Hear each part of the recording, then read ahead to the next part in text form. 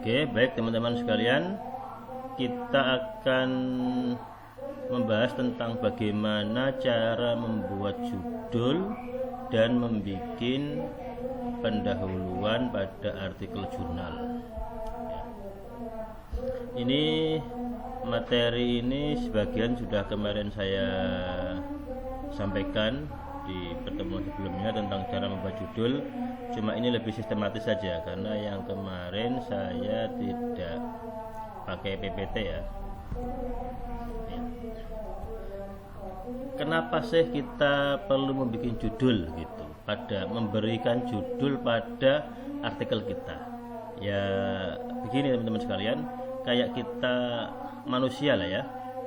Manusia itu kalau kita ketemu banyak orang, pasti semua orang punya nama masing-masing. Kalau kita tidak punya nama ya susah untuk mengenalinya, susah untuk menyapanya, susah untuk mencarinya. Sama seperti artikel. Di antara banyaknya artikel yang muncul itu, kalau artikelnya tidak punya identitas, tidak punya judul, ya repot kita. Dengan kita ada judul itu, maka ketika pembaca yang sedang mencari-cari artikel di tema, di topik tertentu, dia akan mudah menemukan kita, dan dengan judul itu pula mereka akan tertarik. Bisa tertarik, bisa tidak. Bukan hanya pembaca, judul yang bagus itu juga dapat menarik minat editor jurnal, karena editor jurnal itu biasanya menerima banyak artikel, puluhan, bahkan kalau jurnalnya sudah terkenal, sudah branded gitu, dia akan menerima ratusan artikel. Nah, kalau judulnya sudah menarik, biasanya si editor akan membaca lebih jauh. Tapi kalau judulnya tidak menarik, abstraknya tidak menarik, ya males dia membaca. Judulnya biasa-biasa saja seperti yang lain-lain, ya males untuk membaca gitu, untuk membaca lebih lanjut. Dan kalau tidak dibaca ya berarti langsung di reject, ditolak. Karena itu membuat judul itu juga penting supaya editor jurnal dan pembaca tertarik untuk membaca artikel kita. Selain itu, di judul juga akan tergambar topik masalah yang kita kaji, kita tulis. Ini pendekatannya kualitatif atau kuantitatif, ini topiknya di bidang apa, membahas apa, itu pada judul kelihatan. Kalau umpamanya judulnya hubungan antar umat beragama di kota Surabaya, orang akan punya gambaran, oh ini bidangnya studi agama, ya kan, atau sosiologi, atau ilmu sosial lainnya. Terus ini kemungkinan besar kualitatif, ini sudah tergambar ya, dengan judul itu. Tapi kalau judulnya pengaruh minat membaca terhadap kecerdasan mahasiswa, nah, itu kita sudah punya kesimpulan, oh ini kuantitatif ini ya, gitu kan. Dengan judul itu kelihatan topik, tema, luang bidang apa, dan metode apa yang dipakai dalam sebuah artikel jurnal. Selain itu, dengan judul itu Google Scholar dan Scopus dan lembaga-lembaga dan tool-tool indeksisasi lainnya itu akan mudah mengenali dan mengelompokkan di bidang-bidang yang sudah mereka tentukan. Ciri-ciri judul akademik yang baik. Lah ini, kalau kita mau membuat judul, kita harus mengenali dulu judul artikel yang bagus itu kayak apa sih ya. Judul itu harusnya ringkas, kalimatnya atau kata-katanya itu efektif, tapi menggambarkan isi dari pembahasan di artikel yang kita tulis. Usahakan membuat judul itu jangan panjang kali lebar, maksimal 20 kata ya, maksimal 20 kata lah, dan jangan terlalu pendek.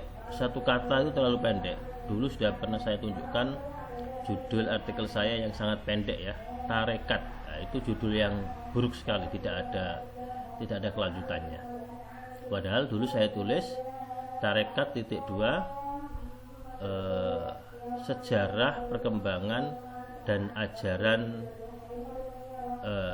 kelompok sufi Islam begitu. Tapi kemudian sama editornya semua dihapus, tinggal tarekat gitu saja. Itu judul yang nggak baik. Nah, judul itu seefisien mungkin, tidak terlalu panjang, tidak terlalu pendek. Kalau satu kata, dua kata ya itu keterlaluan ya.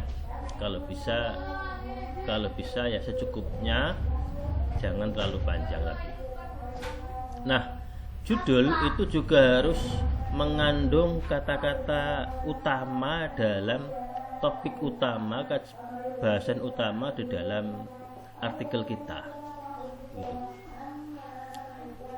Ya, nanti saya kasih contohnya apa. Terus harus spesifik, jangan terlalu umum. Kalau mama sampai bikin artikel sejarah pembaharuan Islam, itu masih umum. Kalau bisa dispesifikkan sejarah pembaharuan Islam di Indonesia atau sejarah pembaharuan Islam di Mesir begitu. Kalau perlu dikasih periode sejarah pembaharuan Islam di Indonesia awal abad, jadi abad 19 atau awal abad 20. Nah, itu spesifik. Dan jangan gunakan kata-kata yang bombastis. Jangan kayak judul di koran di lampu merah ya, atau di majalah-majalah yang bombastis, atau di web-web yang mencari clickbait itu supaya mereka dapat klik yang banyak. Mereka memakai judul yang bombastis, padahal isinya tidak seperti itu. Tidak terlalu panjang dengan banyak kata sambung. Ini contohnya nanti.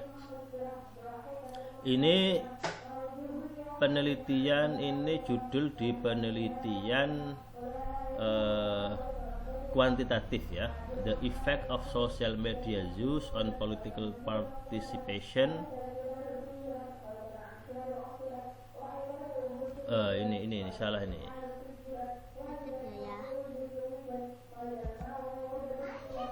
Ini saya salah.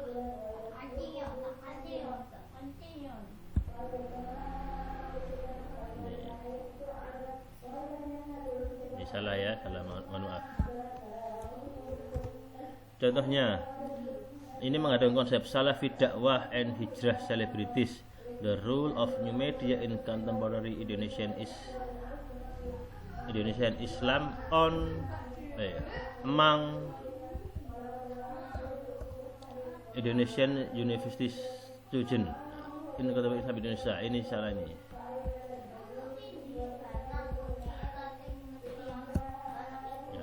Salafi dakwah and hijrah celebrities, the role of new media in contemporary Indonesian Islam. Nah, ini jelas contohnya ya. Contoh ini konsepnya jelas, salafi dakwah. Ini konsep satu. Kedua, konsepnya hijrah celebrities. Ketiga, new media. Oke. Ini jadi judul dari judul ini yang mengandungi tiga konsep utama ini, orang sudah punya bayangan artikel ini akan membahas apa. Itu. Ini contoh yang konsepnya jelas. Ya, pertama. Yang di bawahnya ini judul yang tidak baik karena konsepnya nggak jelas. Menariknya fenomena di kalangan mahasiswa di era kontemporer. Fenomena apa? Tidak ada konsep yang termaktub dalam artikel ini, dalam judul artikel ini. Ini contoh yang tidak baik. Oke. Ini format judul jurnal ya. Judul jurnal itu bisa langsung deskriptif, itu bisa bersifat deskriptif langsung ke topik. Ini contohnya, feminisme Islam di Indonesia kontemporer. Ini topiknya ya ini, judulnya ya ini. Sejarah pembaruan Islam di Indonesia abad ke-20. Ya, itu judulnya itu, topiknya itu. Langsung menyebut topiknya. Pemikiran politik Buya Hamka. Ya, itu topiknya itu. Topik sekaligus dijadikan judul, itu bisa. Judul juga bisa fokus yang dikaji sama lokasinya. Ini fokus yang dikaji. Salafi dakwah among hijaz selebritis. Plus lokasinya in Indonesia. Gitu kan? Dalam penilaian kualitatif ada variabel yang saling terkait yang dimuat. The social media use ini sama political participation. Ini judulnya antara variabel X dan variabel Y saling terhubung, terkait. Nah, ini yang sekarang sering saya lakukan ya. Judul menggunakan anak judul utama, kemudian titik dua dan menggunakan anak judul. Ini judul besarnya, boycotting pro Israel products, memboikot produk-produk pro Israel. Ini kan masih umum ya. Kajiannya apa? Ini namanya judul besar. Nah, setelah itu kita kasih titik dua, reinventing hadis on tashabbuh in contemporary Indonesia. Ini anak judul yang langsung fokus ke masalah yang kita kaji. Ini yang sering saya pakai dan banyak juga yang lain sekarang umumnya seperti ini, memakai titik dua. Ini titik dua loh ya, bukan titik koma. Banyak yang salah menulis titik koma, itu tepatnya titik dua. Nah, ini ada dua contoh ya. Judul Islam and Modernity. Ini judul yang tidak baik. Kenapa? Karena terlalu umum. Ya. Tapi ini bisa jadi baik kalau judul yang umum ini, yang besar ini kita kasih titik dua dan kita kasih anak judul. Islam and Modernity, a study of Muhammadiyah's educational reform in Yogyakarta. Nah, jelas toh? Ya, ini anak judulnya menjelaskan dari judul besar yang terletak di awal. Itu, oke?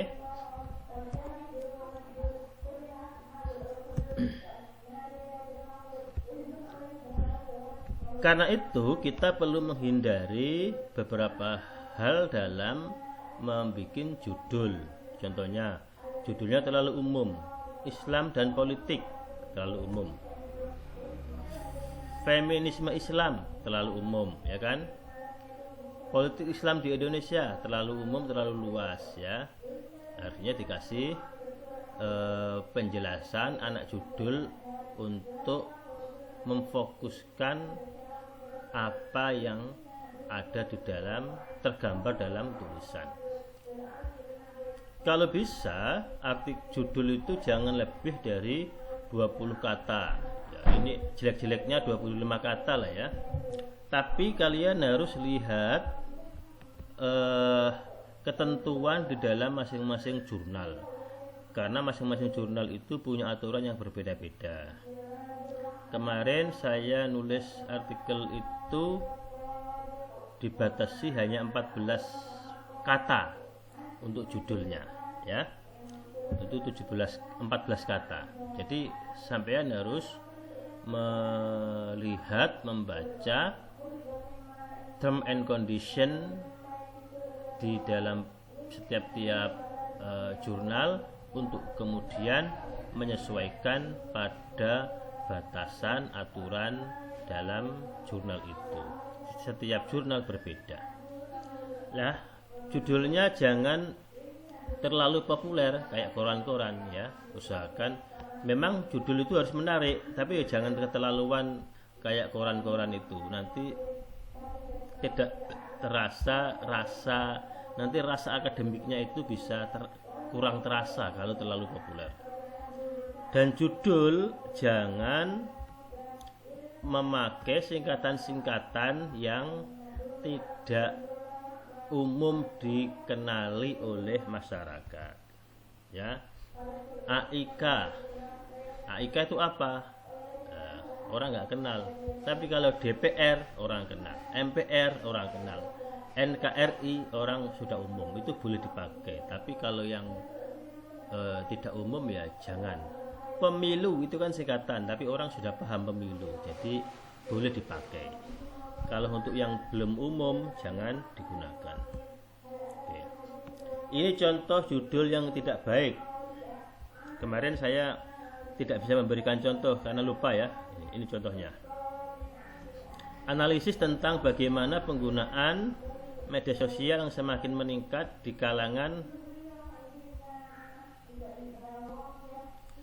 kalangan mahasiswa di berbagai perguruan tinggi negeri di Indonesia dapat mempengaruhi tingkat partisipasi politik mereka dalam konteks pemilu nasional ya. Ini kepanjangan. Ini berapa kata ini? Ini ada mana aja jumlah katanya, tidak kelihatan ya. Ini panjang sekali katanya ya. Ini enggak baik. Ini lebih dari 35 kata, banyak kata sambung, yang, di mana, serta, itu banyak sekali. Terus ya tidak efektif, orang membacanya susah, pembahasannya juga susah, dan susah untuk diindeks. Padahal judul yang panjang itu bisa diringkas, pengaruh penggunaan media sosial terhadap partisipasi politik mahasiswa Indonesia pada pemilu 2024 ya. Ringkas, cuma 15 kata, semua variabel termuat di sini, penggunaan media sosial sama partisipasi politik ya, variabel X dan Z.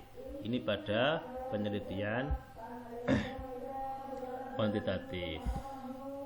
Oke, sekarang kita berpindah ke introduction, pendahuluan. Introduction ini juga bagian yang penting ya. Selain abstrak itu kan memberikan gambaran ringkas dari isi artikel kita. Nah, kalau orang sudah tertarik pada abstrak, dia akan membaca pada pendahuluan. Nah, pendahuluan yang baik itu adalah pendahuluan yang menggambarkan masalah yang ditulis atau masalah yang diteliti. Semakin ringkas dan semakin memberikan gambaran, maka pendahuluan itu semakin baik. Jadi tugas dari menulis pendahuluan itu tujuannya adalah untuk memberikan gambaran masalah apa yang kita tulis di artikel ini. Itu ya. Ini kalian bisa baca. Pendahuluan itu berfungsi untuk menarik perhatian pembaca, jelas ya kan? Karena ketika membaca pendahuluan, kalau dia ditulis dengan baik, akan tergambar masalahnya, orang akan berminat atau tidak di situ.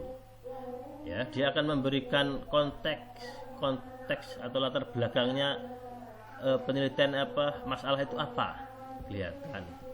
Terus menjelaskan gap penelitian, ya, menunjukkan di mana sih letak urgensi dari kajian ini, ya itu di pendahuluan juga. Ya. Kemudian menyampaikan masalah dan tujuan penelitian secara jelas, itu di fungsi pendahuluan.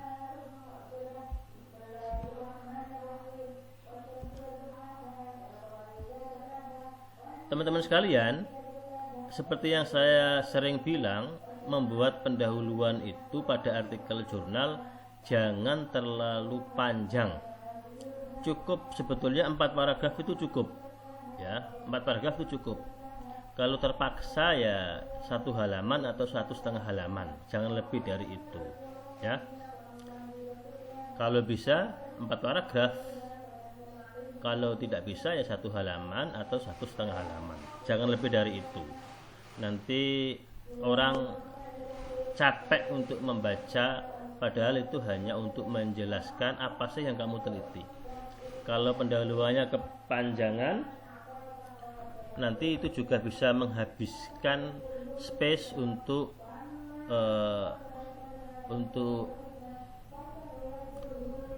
hasil dan analisis. Itu nanti akan habis karena dimakan oleh pendahuluan yang panjang, gitu kan. Nah, kalau bisa kamu menulis pendahuluan 3 atau 4 paragraf. Isinya ini. Paragraf pertama berisi tentang latar belakang umum, ya, gambaran besar dari masalah itu. Ini cukup 1, kalau nggak bisa ya 2 paragraf saja. Kemudian ke masalahnya dan gapnya, ini bisa 1 atau 2 paragraf. Kemudian tujuan, ini bisa cukup 1 ini, ya. Masalahnya apa yang kamu teliti, ya. Signifikansi, ini cukup 1. Jadi dari 1, 2, 3, 4 itu sebetulnya cuma 2, 2, 1, 1. Cuma 6 paragraf saja sudah cukup. Kalau bisa 4, kalau nggak bisa ya 6. Ya, 6 paragraf saja, tidak perlu panjang-panjang, sehingga tidak ngelantur. Umpamanya sampean mau mengkaji keanekaragaman atau hubungan antar agama di kota Surabaya, kalian nggak perlu membahas Allah itu menciptakan makhluk-makhluk bersuku-suku, berbangsa-bangsa, nggak perlu, ya. Habis kan sementara itu di Indonesia terdiri dari berbagai macam suku bangsa, ada sekian ribu suku, ada sekian ratus bahasa gitu. Itu nggak perlu, langsung aja ke masalah yang terkait langsung dengan topik dari penelitianmu, yaitu hubungan antar umat beragama di kota Surabaya. Ini contoh pendahuluan. Judulnya Salafi Dakwah and Hijrah Celebrities, The Role of New Media in Indonesian Islam, ya. Ini judulnya. Saya kasihkan contoh dari pendahuluannya, ya. Nih. Pada paragraf pertama ini memberikan latar belakang umum tentang fenomena artis hijrah. Yang kedua itu sudah langsung ke urgensi dari kajian ini. Nah, ini baru pada permasalahannya. Oke, ya. Ini. Pendahuluan ini, ya, ini sudah cukup karena memenuhi kriteria ini. Dia fenomena yang aktual, yaitu fenomena selebritis hijrah. Dia konsep utamanya jelas, salafi dakwah, hijrah selebritis, new media. Dia literatur gapnya kelihatan, ya kan? Tujuannya juga jelas. Ya. Oke, itu tadi contoh cara membuat judul dan pendahuluan pada artikel jurnal. Tetapi kalau sampean membuat skripsi, ya, untuk pendahuluan di latar belakang itu, untuk latar belakang ya jangan pendek-pendek amat kayak di artikel jurnal, ya. Karena di artikel jurnal itu biasanya kenapa harus pendek, harus ringkas, karena dibatasi jumlah karakter atau jumlah katanya, biasanya antara 5.000 sampai 7.000 kata gitu. Karena terbatas, maka kita harus memanfaatkan ruang itu secara efektif dengan membuat kalimat-kalimat pendahuluan yang efektif, yang sederhana.